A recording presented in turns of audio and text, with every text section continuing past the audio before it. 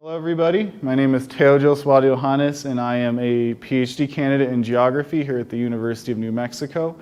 I'm here to talk today about some of the work the UNM Native Environmental Health Equity Center is doing regarding air quality with our partner communities. So we partner with various tribal communities throughout the Intermountain West. We're primarily working with 3 communities on air quality projects. This includes Crow Nation, Navajo Nation, and Cheyenne River Sioux Tribe. So we're looking at contaminants in the air released from mining activities as well as from fires from unregulated solid waste disposal sites. We're also looking at these air quality issues nationally, looking at fires at waste disposal sites across the contiguous U.S., and this includes landfills, recycling plants, as well as unregulated sites. So we employ different types of monitors. We use active real-time air quality sensors, and we're using the purple air particulate matter monitor, which is a low-cost air quality monitor that gives particulate matter level readings as well as other variables such as VOCs. And we're also using silicone wristbands as passive air samplers that can be worn by people, livestock, or put into the environment.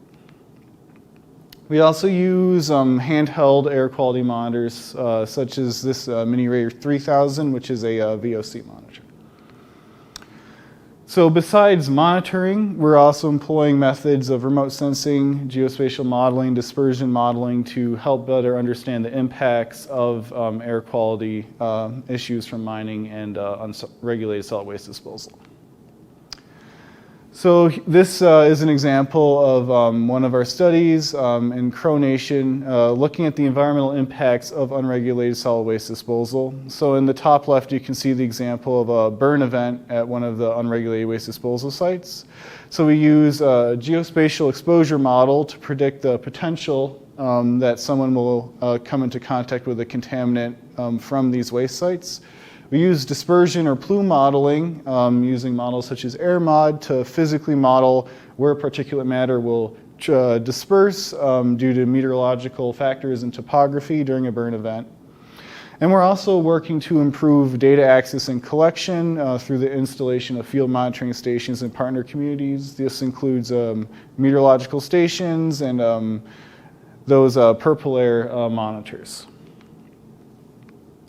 So the ways we use remote sensing is that we're using it to both detect and then visualize fires. So we look at, we use a system called the NASA Fire Information for Resource Management System, which is a global data set of daily fire detections. We look to see if it was detected, and then if it was, we look in satellite imagery provided by Planet Labs. So this is a high spatial temporal resolution satellite imagery, and we have been able to visualize a number of fires.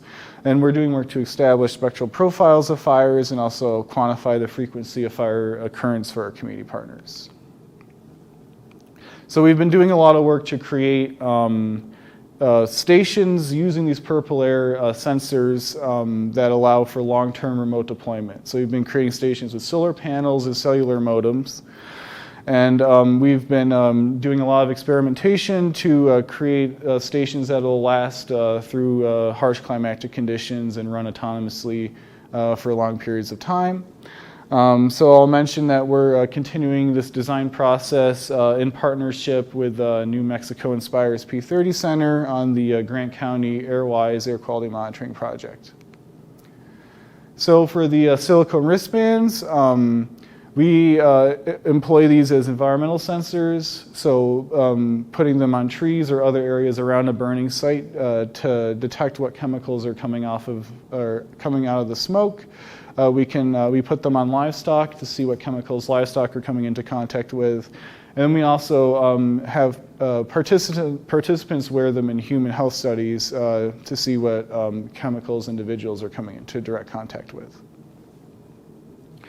Another example of the geospatial modeling work is looking at potential exposure to uranium and other contaminants released from mining activities on the Navajo Nation, specifically abandoned uranium mines.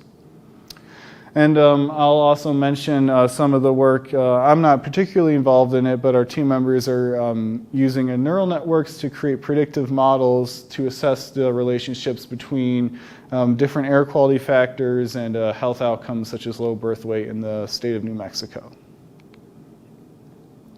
And lastly, from our national scale study at, again, landfills, recycling plants, and unregulated waste disposal sites, we've used the FIRM system and the data set provided by Planet Labs to detect and visualize a significant amount of fires at these different types of facilities in recent years.